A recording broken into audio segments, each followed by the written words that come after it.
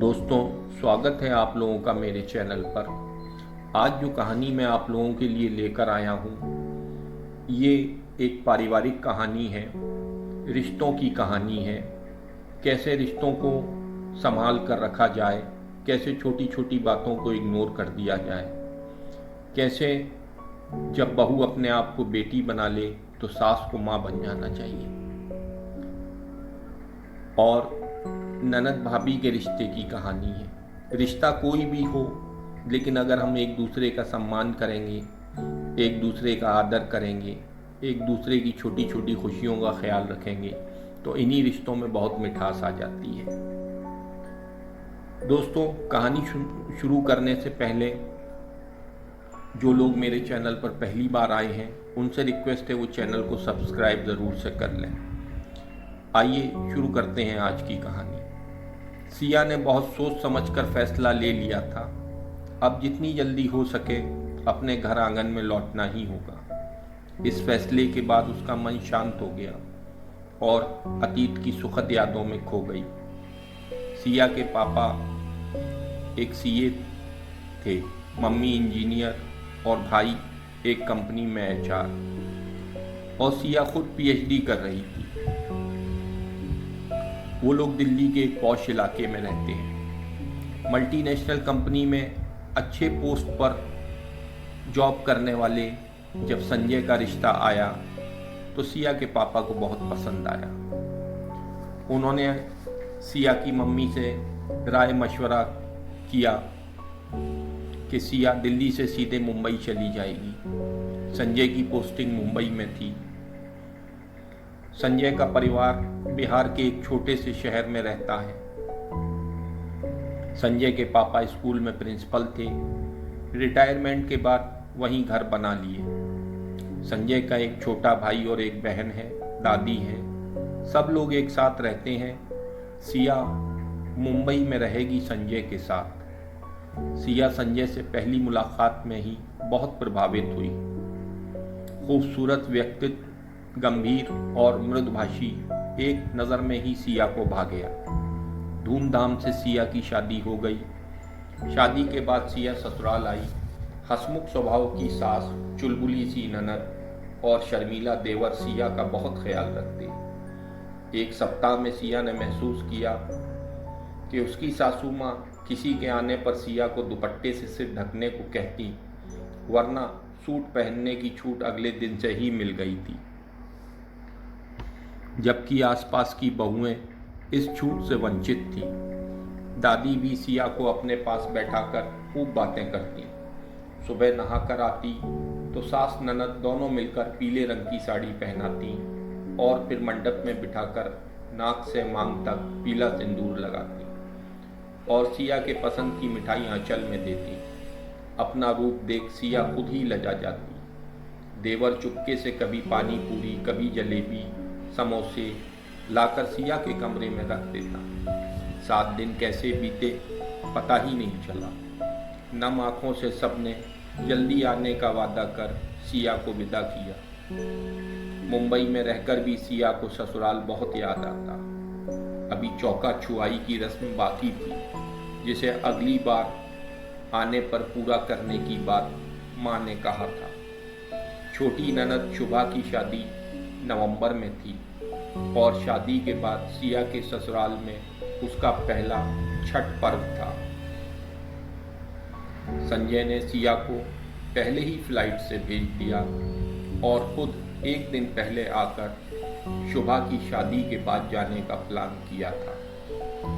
शुभा सिया के साथ शादी की शॉपिंग करती। माँ एक दिन उन दोनों के साथ बाजार गई और सिया के पसंद से एक साड़ी और एक लहंगा चोली खरीदी। सिया ने बहुत मना किया। मेरी शादी की साड़ियाँ अभी वैसी ही नई पड़ी हैं, पर माँ कहाँ मानने वाली थी। छठ के नहा खा के दिन संजय आ गए। छठ पर्व को इतने करीब से सिया पहली बार देख रही थी, क्योंकि मम्मी करती नहीं थी और गांव हम लोग जाते नहीं थे। शुभा और सिया दोनों माँ की सहायता कर रही थीं। देवर सुजीत, संजय और बाबूजी भी छठ पूजा की तैयारी में लगे थे। इस बार जोड़ा कोशी भरा रहा था क्योंकि शादी हुई थी। खरना के बाद पहले अर्घ की तैयारी हो रही थी। शिया और शुभा ठेकुआ बनाने और दौरा सूप सजाने में माँ के साथ लगी थी। शाम को सिया दुल्हन की तरह सजकर गंगा किनारे सपरिवार शाम के अर्घ के लिए गई। ये अलौकिक अनुभव था सिया के लिए। फिर कोशी भरा गया, गीत हुए। 3 बजे सुबह ही फिर सब लोग नहा धोकर गीत गाते गंगा किनारे गए। माँ पानी में खड़ी थी, बिल्कुल देवी जैसा उनके चेहरे से तेज टपक रहा था। सूर्योदय से कुछ देर पहले सिया माँ के हाथों में सिंदूर और टेपन लगाया, नाक से सिंदूर लगाया और फिर सूप लाकर सबने बारी बारी से माँ को दिया। पूजा संपन्न होने के बाद माँ ने सिया को नाक से सिंदूर लगा, खोइचा में ठेकुआ देकर दूधो नहाओ पूतो फलो, सदा सौभाग्यवती रहो का आशीर्वाद दिया। फिर सबको टीका लगा प्रसाद दिया। कितना खुश हो रही थी सिया। कोशी दहाने पटाखे फोड़ने में भी संजय और सुजीत को बाबूजी ने सिया को साथ ले जाने को कहा। फिर गरम गरम पकौड़े और अदरक इलायची की चाय सिया और शुभी ने सबको दिया, फिर खुद खाया। गुड़ का ठेकुआ सिया को बहुत पसंद आया। मिट्टी के चूल्हे पर बना सौंधी खुशबू वाला खीर और ठेकुआ सिया के लिए नई चीज थी। रात में घर के मर्दों ने मिलकर द्वार पर गोईठा पर लिट्टी और चोखा बनाया। बहुत मज़ा आया खाकर। और फिर शुभा की शादी की रस्में शुरू हो गई। मेहमान आ गए थे। रोज़ रात में डांस होता, सिया खूब नाचती। दादी और माँ निहाल होकर उसके सिर से पैसे निछावर बांट देती। हल्दी मेहंदी सारी रस्में खूब अच्छे से चल रही थीं। हंसी मजाक ठहाके पंगत में बैठकर खाना, ये सब सिया के लिए नया और सुखद अनुभव था। कभी डांस के बीच कोई संजय को खींच कर ले आता और संजय सिया लजाते सकुचाते धीरे धीरे समा बांध देते। माँ और दादी मेहमानों से सिया की तारीफ करते नहीं थकती। हंसी खुशी शादी का दिन आ गया और फिर अगले दिन सबको रुलाकर शुभा ससुराल चली गई। रोती हुई माँ, दादी और बाबूजी को सिया ने यह कहकर चुप कराया, ये बेटी है ना आपके पास। घर उदास हो गया था। बेटियां घर की रौनक होती हैं। मुंबई जाने से एक दिन पहले संजय के पास मेल आया। कंपनी 1 साल के लिए 10 लोगों को यूएसए भेज रही है, जिसमें उसका भी नाम है। 10 दिन बाद जाना है। संजय को इसका बहुत फ़ायदा मिलने वाला था। भविष्य में सिया खुश भी थी और दुखी भी। संजय के बिना 1 साल कैसे रहेगी। दिन तो कट जाएंगे पर रातें, ओ मम्मी ने सुना तो माथा पीट लिया। सिया को कहा, सीधे दिल्ली आ जाओ, पीएचडी का बाकी काम पूरा करो। कोई ज़रूरत नहीं ससुराल में रहने की। ना एसी है ना मॉल। छोटा शहर क्या कस्बा कहो। कभी तुझे गांव लेकर नहीं गई। सिया लाख समझाती, यहाँ मुझे बहुत अच्छा लगता है। अरे सिया, तू बहुत भोली है। मीठा मीठा बोलकर तुझसे सारे काम करवाएंगी तेरी सास। शुभा भी नहीं है। मम्मी रोज़ ऐसी ही बातें करती। एक दिन स्पीकर ऑन कर बात कर रही थी सिया, तभी संजय ने सारी बातें सुन ली। संजय ने सिया से कहा, अपनी मम्मी से कम बातें किया करो। किसी को जज करो तो अपना दिमाग लगाओ। एक तो संजय से जुदाई और ऊपर से मम्मी के खिलाफ संजय की बातें मुझे बर्दाश्त नहीं हुई। मैंने भी मम्मी की बात दोहरा दी। बिना पति का ससुराल और बिना माँ का मायका नहीं होता। एक बिस्तर पर साथ सोए संजय ने पलट कर भी मेरी ओर नहीं देखा। अगले दिन मुझसे कहा, मुंबई जाने से पहले तुझे दिल्ली छोड़ते हुए जाऊंगा, तैयार रहना। जब तुम्हारी इच्छा हो तब फ़ोन करना, टिकट करवा दूंगा। एयरपोर्ट से सुजीत तुम्हें पिक कर लेगा। मैंने शुभा से किए वादे, माँ बाबूजी को मेरी कमी महसूस ना होने देना कैसे भूल गई। माँ बाबूजी दादी कितना रो रहे थे मेरे लिए। और संजय को विदा करते वक्त, कभी कभी विवेक कैसे साथ छोड़ देता है, बुद्धि पर पर्दा पड़ जाता है। 3 महीने में ही मैंने ये महसूस किया कितना अंतर आ जाता है सोच में, नज़रिए में। एक लड़की के मम्मी पापा भैया के लिए लड़की फाइनल करने में लगे थे। उसके कमरे के पर्दे इंटीरियर में व्यस्त थे।